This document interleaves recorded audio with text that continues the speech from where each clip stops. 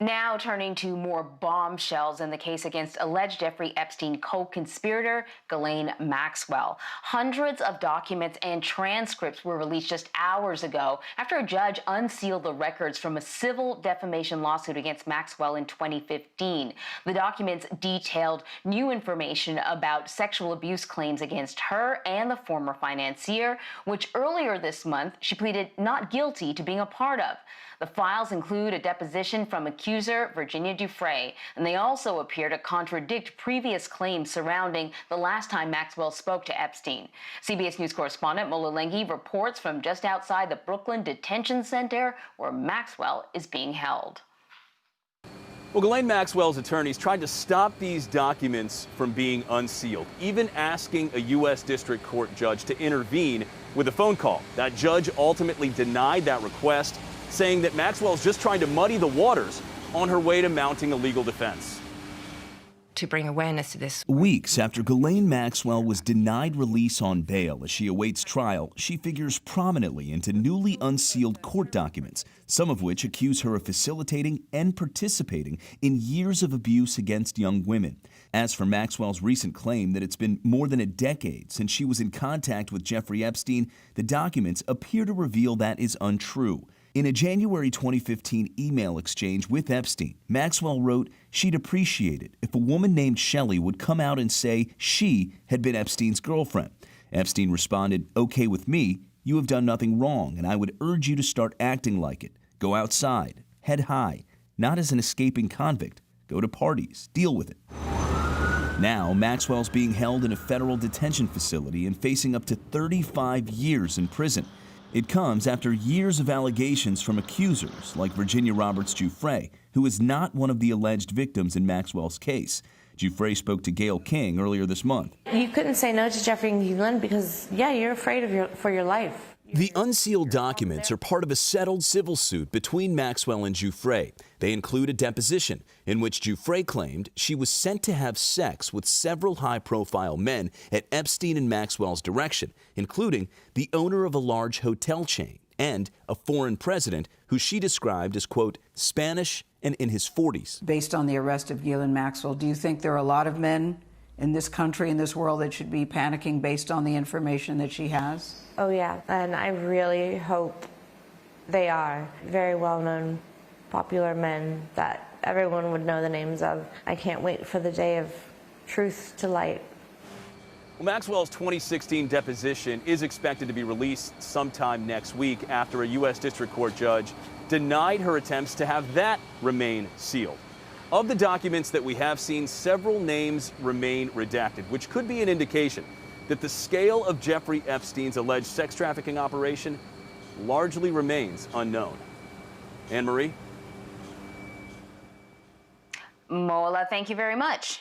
Now we want to bring in Ricky Kleeman. Ricky, you are a CBS News legal expert and an analyst, and you've been following this case for over a year now.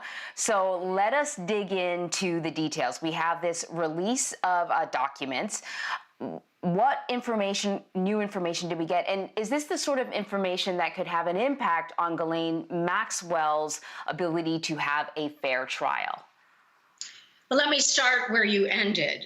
The defense has been not only vocal, they have been persistent. They have filed motion after motion, letter after letter, looking for emergency relief from the court in the civil case to not release any of these documents, but particularly the depositions of both Virginia Roberts Giuffre, which came out within the last few hours, but also the deposition of Ghislaine Maxwell, which will come out on Monday.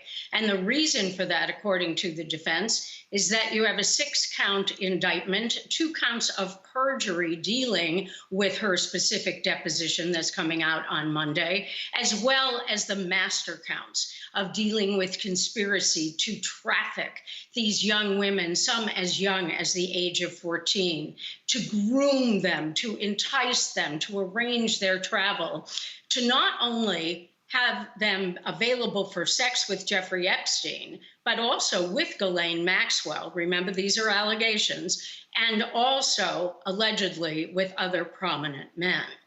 So they wanted these documents suppressed. These documents have come out, and they are explosive indeed.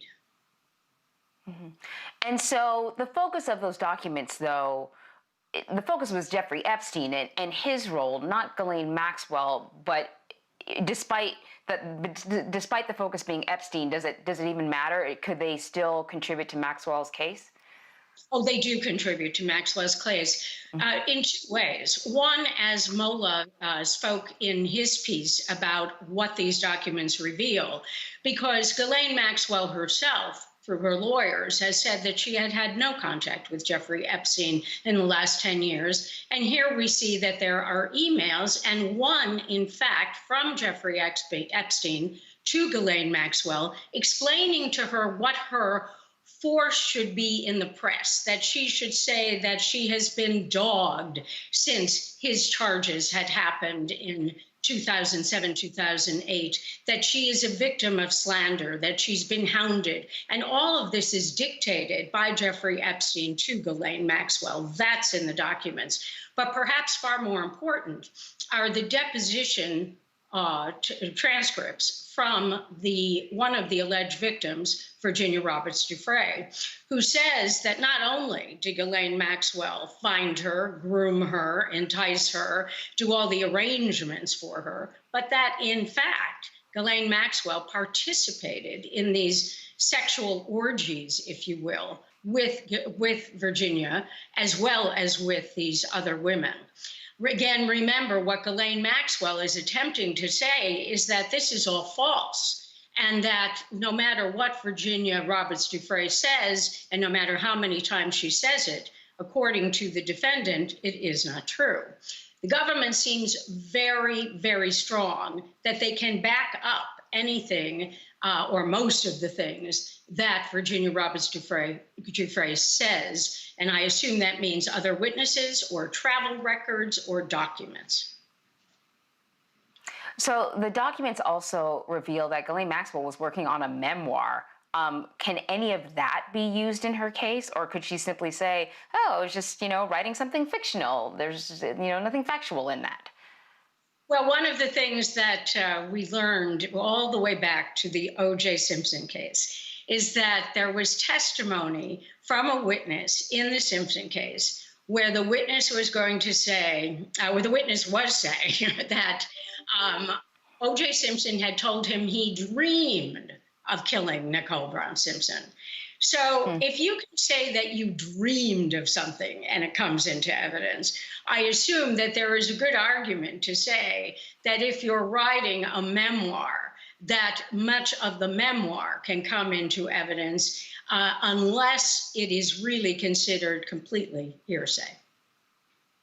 The documents were heavily redacted, assuming that some of the redacted portions were the names of men who were involved in this alleged sex trafficking ring. Is there a likelihood that we would ever find out who those men are? And do they have any rights? We may find out who they are if it comes time for testimony in court and that testimony is rendered admissible in a criminal case.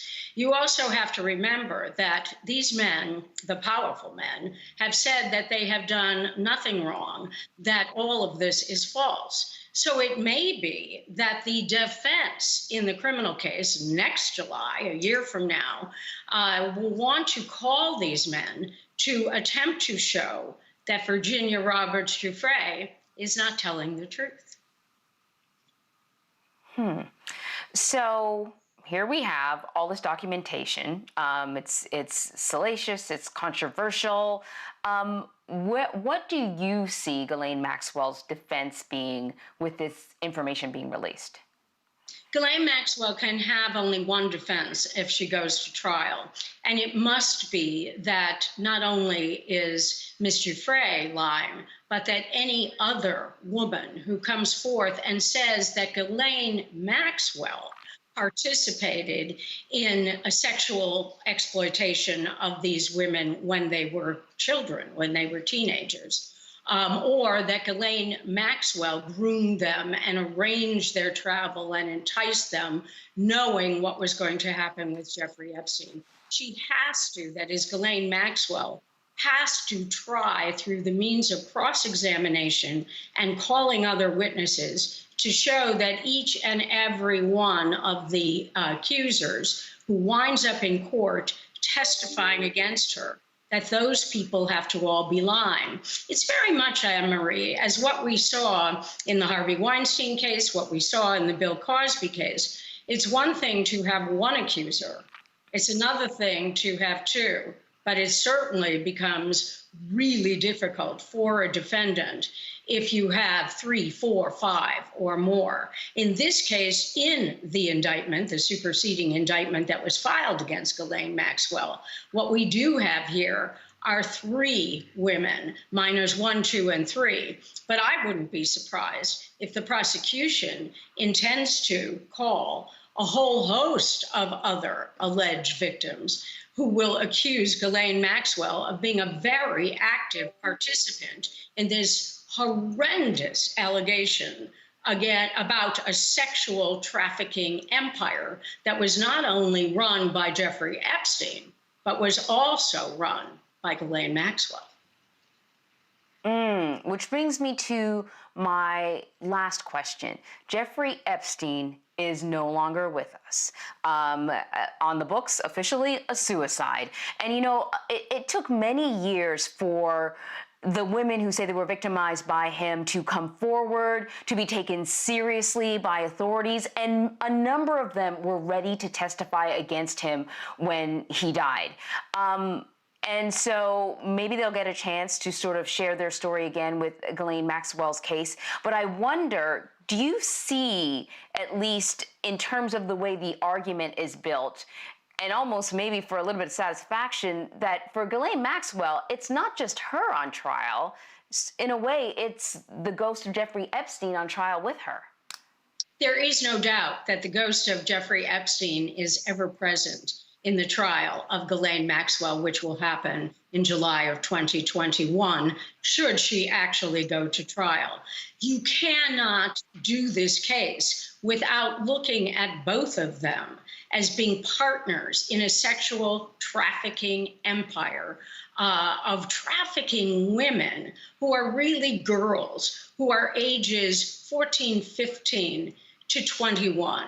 It is said that what happened was that Jeffrey Epstein liked them young, and that one of the accusers is going to say that Ghislaine Maxwell used to go out trolling for, quote unquote, the nubiles, and that it was the young ones that he was looking for. And then, of course, he got tired of them and then wanted more and more and younger and younger and newer and newer. It's a terribly salacious and tawdry tale.